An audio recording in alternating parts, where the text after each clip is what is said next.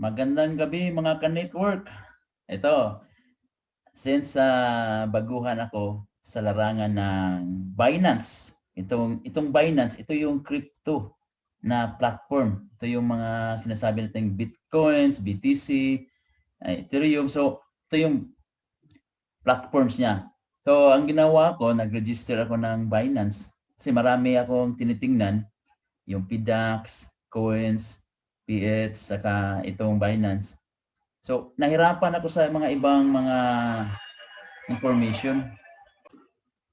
So, yun yung ginagawa ko. So, meron akong nag-apply ako, nag-register ako. So, nahirapan ako nung una dun sa PDAX at ginawa ko dito sa Binance. Since nasa UAE ako, madali lang yung pag-apply ko dun sa registration ng Binance. So, Binance or Binance platform.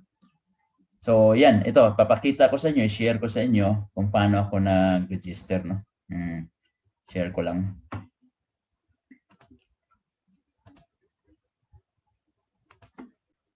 So, yun.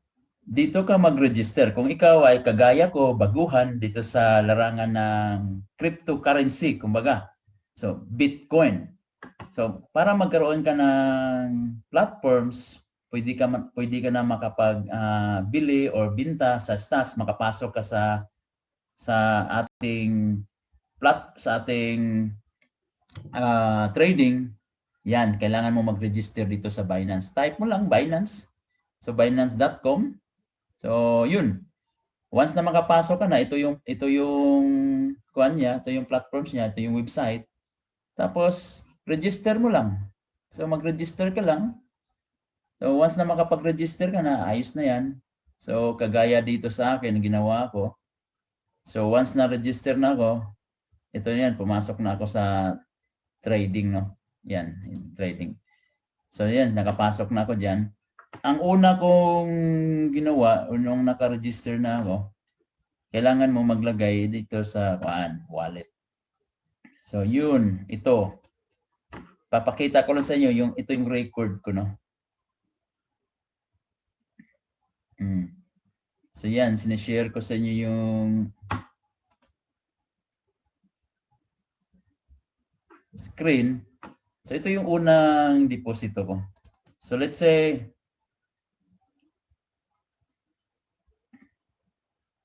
yan.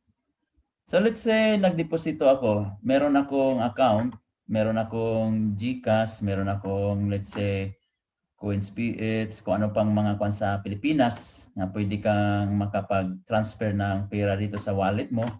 Since madali lang sa akin yung card, gamit ko yung card. Yun ang ginagamit ko, yung debit card ko. So para pag makapag-transfer ka, let's say nag-transfer ako ng $30. So ang pumasok $29.43. So saan ko nakuha 'yan? Dito tayo papasok ngayon. So since nandito ka na, ito buy, debit card, P2P, trading, debit card, credit card, third party. So pipiliin mo ito kung saan ka pwedeng bumili. So let's say for example, dito ka Visa, Mastercard, example lang.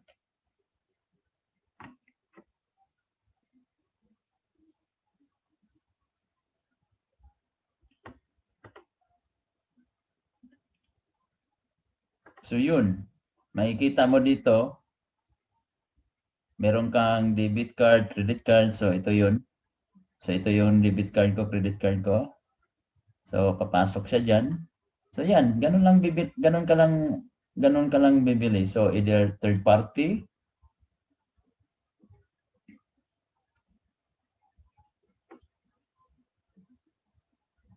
so meron kang Visa, bibili ka, click mo lang yan.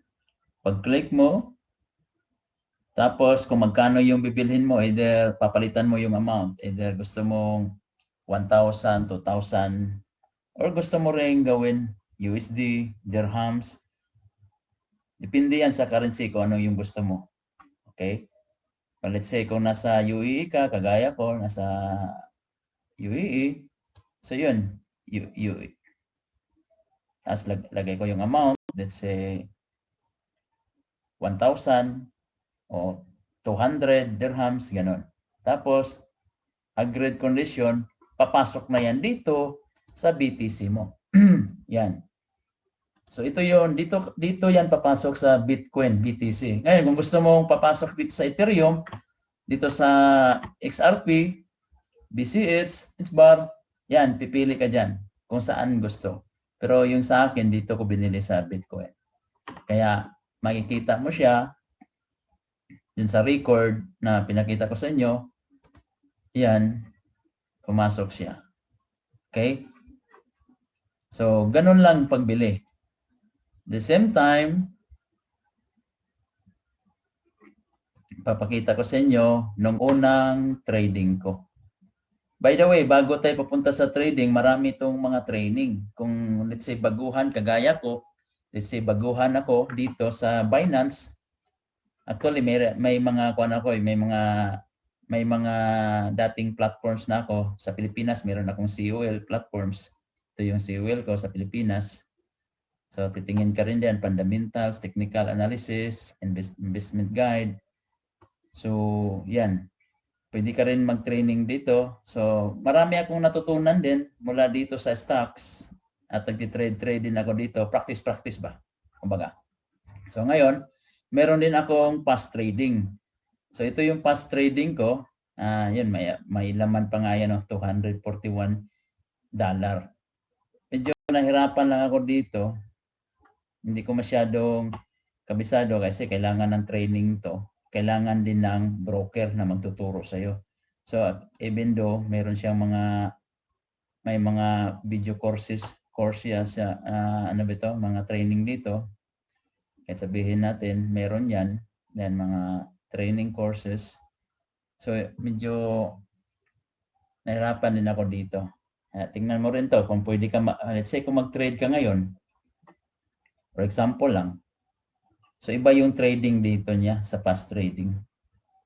Hindi kagaya dito sa Binance. So ayan. Meron tong initial margin, iba-iba siya. Ibang style din siya. Yan. Iba din yung trading niya. So since na hindi ko nagustuhan to So dito ako medyo type ko ito kagaya lang. Medyo madali lang siya intindihin. Kagaya lang din ng COL na financial. So kaya dito ako ngayon. So ito na. At least nagkaroon ako ng account at umpisahan ko na yung pagte-trade at makikita mo dito kung ano yung mga nati-trade ko. Sample natin. Ito yung first buy ko. So unang trade ko. Click natin. So yung unang trading, yan.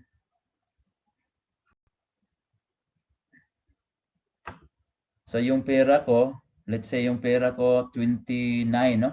$29, almost 29, almost 30 kasi nabawas yung 0.6 dun So yung unang trading ko, kumita ako ng around $2.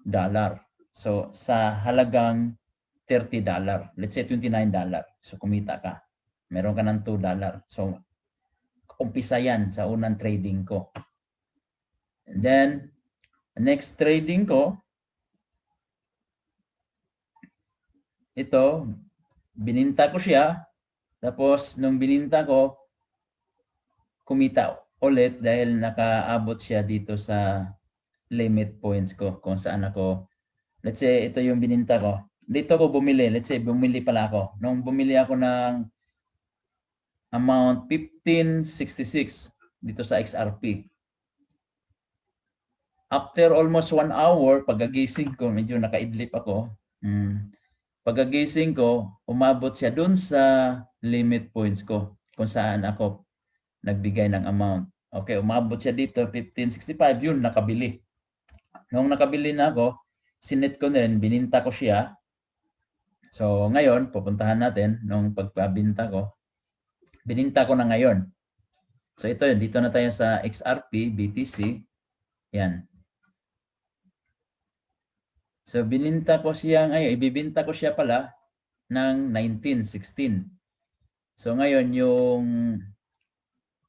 amount ngayon dito, kung makikita mo, 16,000, nasa 16, 13, 10. So, bumaba naman siya, pataas. So, kung makikita mo yung graph dito, yan, makikita mo,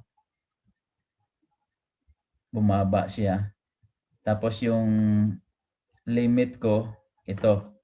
Kapag umabot yung graph dyan, umabot yung presyo niya dyan, pumalo siya. So, kung ano yung siniset ko dito, ito, makabinta siya. So, mabibili na yan. So, yun yung practice ko.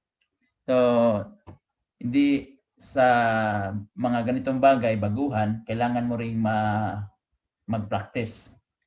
Kailangan mo rin mag-try. Kasi may mga mali-mali, hayaan lang natin, pero huwag kang munang tumaya ng mga malakihan. Maliit muna habang nagti-training. So while you are doing training, pwede mo siyang buksan ito. Ito may mga, let's say, ito sa Binance natin, may mga training to eh.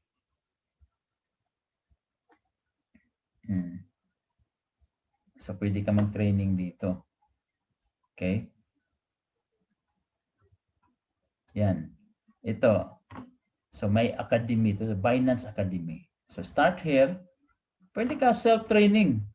Or kung gusto mong manood sa mga YouTube, meron din. Gusto mong talagang deep training, nandito yung lahat na yan, mga training. Ano yung Binance Academy? Ano yung mga training? Ano yung crypto? Ano yung blockchain?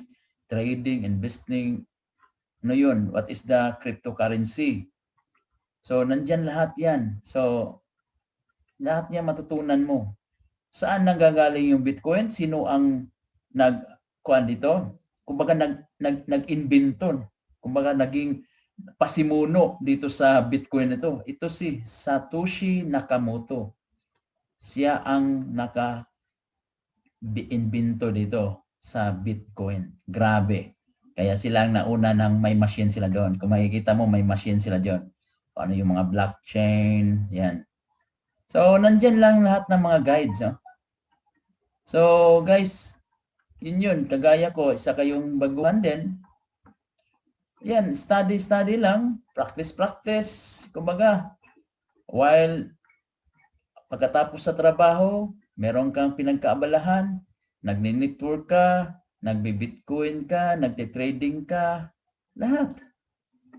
Kaya mo siyang gawin, why not? Di ba? So, practice. So, yan ang mga ginagawa lang natin para kumita habang nasa bahay, habang naka-COVID situation ngayon yung buong mundo. Dito yun, gumagana yung mga Bitcoin. Gumagana yung mga trading na yan. So, hopefully guys, kagaya ko, baguhan kayo. Hopefully, meron kayong mga napupulot dito, naintindihan nyo kung paano kayo mag-upisa. So, register sa Binance, practice ito, exchange, academy, meron yan dito. Puntahan mo yung academy, yan, lahat na yan. Studyuhan mo siya, aralin mo ito, anong mga to. Yan. Ako, inaaral ko ito eh. Inaaral ko to 3 araw bago ko nag-register. Tapos nag-register rin ako sa, yung sinasabi ko nga, yung sa PDAX. At kaso lang, hindi talaga nag-convert yung login ko. Kaya dito ko sa Binance, ayos pala, madali lang. Oo. So yan, gusto mo mag-Binance earning, yan. Practice lang tayo. Sundan nyo lang ako. Kung gusto nyo mag-practice, yan, ito. Practice makes perfect, di ba? So, habang nagpa-practice, nagti-trade. O, tingnan mo, yung trading ko. Nakadalawa na ako, buy and sell. So, at least, yung pera ko ngayon, kung titingnan natin sa umpisa, magkano yung pera ko ngayon? Let's say, tingnan natin. Sana yon.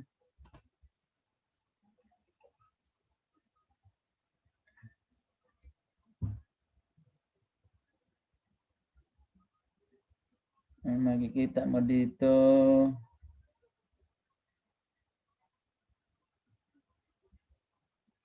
Saan ba yun? Hirap na ito ng baguhan eh. Natatawa ako eh. Ang baguhan eh. Oo. Hindi alam kung saan yung pipindutin. Ano ba yung pipindutin ko? Oo. Saan ba yun? Hindi na alam. Yan. Ito yung wallet ko na.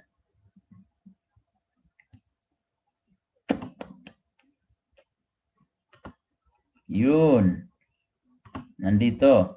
So, fiat and spot. Ito yung direct na makikita mo na ito yung kwarta ko. Ito yung pera ko. So, meron akong $32.49. So, ngayon, pwede mo siyang i-hide. Pwede mo siyang i-show. Okay? So, sa XRP, sa Ripple, kumbaga, 33.94. Ito yung total value ng pera ko. Sa Bitcoin naman, ito yung pera ko. So, kumbaga, makikita mo dito. So, the rest, Ethereum, BNB, BUSD, walang mga laman yan. USDT, wala pala yan laman. So, kung ako, habang nagpa-practice, dito ako muna sa XRP, sa Bitcoin, ito sa Ethereum. So, ito yung tatlo ang gagawin ko. Ito yung papagpatisan ko, titraining ko sarili ko dito, buy and sell. So, habang napapractice, nagtitraining din, pwede mo siyang matutunan. So, yan, mga transaction history, makikita mo naman dito kung ano yung mga transaction mo. So, crypto, yung cash mo dito, as transfer, distribution, BNB. So, yun lang guys. Habang nagpa-practice. Okay guys, ito yung pinaka-umpisa ko sa aking YouTube channel dito sa trading. So, tuloy-tuloy lang yung practice ko dito at lahat ng mga ginagawa ko dito sa trading ko, dito ko rin ipapakita na sa aking YouTube channel. So habang nagpa-practice ko. Ang mga Bisaya diyan, mga Bisaya, shout out naman mga Bisaya. Huwag kalimutan like and subscribe sa aking YouTube channel para may subscriber naman ako, di ba? So tuloy-tuloy lang practice natin ha. So mag-practice ta para kumita habang nasa ECQ sa Pilipinas or nasa quarantine, enjoy lang. Okay? Kailangan may internet. Okay guys, see you. Bye-bye.